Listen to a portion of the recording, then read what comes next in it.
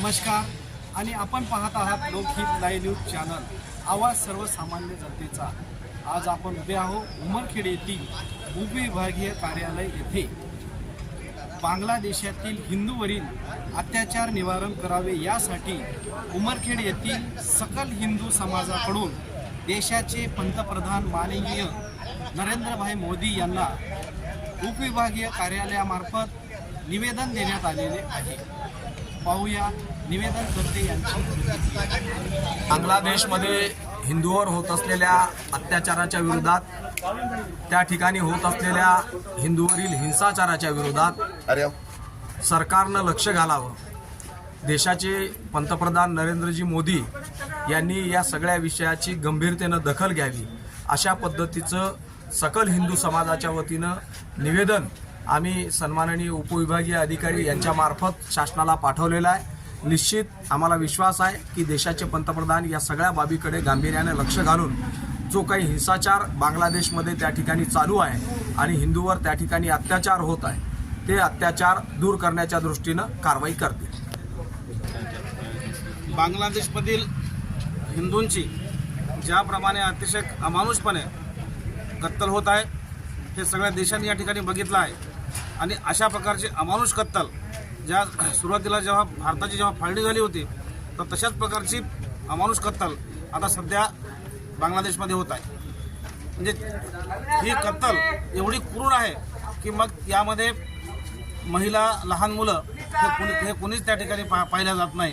महिलांची सुद्धा मोठ्या प्रमाणाने अब्रू या ठिकाणी लुटल्या जात आहे। आणि त्यामुळं या सगळ्या समस्त भारतातील सगळ्या हिंदूंनी या सगळ्या गोष्टीचा निषेध करणं अत्यंत आवश्यक आहे। ज्याप्रमाणे अगोदर अत्याचार झाले होते अशा प्रकारचे अत्याचार भविष्यामध्ये होऊ नये। आणि ज्याप्रमाणे फाळणी झाली होती आणि फाळणीच्या वेळेससुद्धा जशा प्रकारचे अत्याचार झाले होते त्यातून जर आपल्याला वाचायचं असेल तर भारतातील सगळ्या हिंदूंनी एकत्र येऊन या सगळ्या गोष्टींचा निषेध करणं अत्यंत आवश्यक आहे। कारण आपण जर एक आहोत तर सेफ आहोत। त्यामुळं माझ्या सगळ्या संपूर्ण हिंदू बांधवांना विनंती आहे की या सगळ्या गोष्टीचा निषेध करून आपण त्यावर कार्यवाही करणं हे अत्यंत आवश्यक आहे।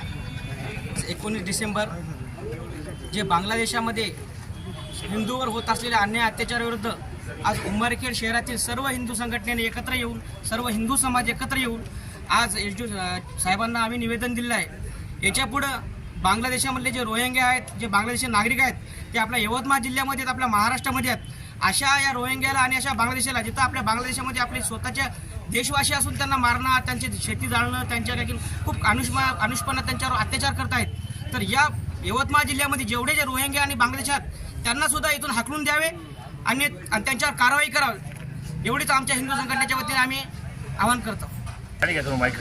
जय श्रीराम।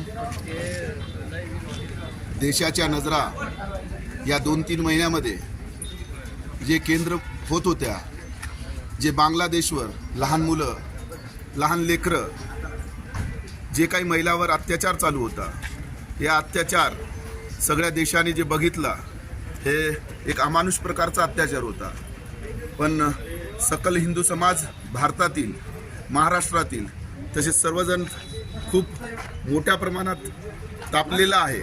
लवकरात लवकर देशाचे पंतप्रधान सन्माननीय नरेंद्रभाई मोदी आणि अमित शहाजी यांनी लवकरात लवकर त्यांच्यावर प्रेशर आणून हा जे काही हिंदू समाजावर जो अन्याय आहे हा अन्याय दूर करण्यात यावा, या दृष्टीनं उमरखेड हिंदू सकल समाजाच्या वतीने आज उमरखेड येथे आम्ही निवेदन देण्यात आले आणि शासनाला आम्ही तो निवेदन देऊन आमच्या भावना व्यक्त केल्या। या ठिकाणी बांगलादेशामध्ये जे काही हिंदूवर जो काही हिंसाचार होत आहे, अत्याचार होत आहे आणि त्यांच्या प्रॉपर्टीचं नुकसान होत आहे, त्याबद्दल या ठिकाणी उपविभागीय अधिकारी साहेब यांच्यामार्फत शासनाला निवेदन दिलेलं आहे।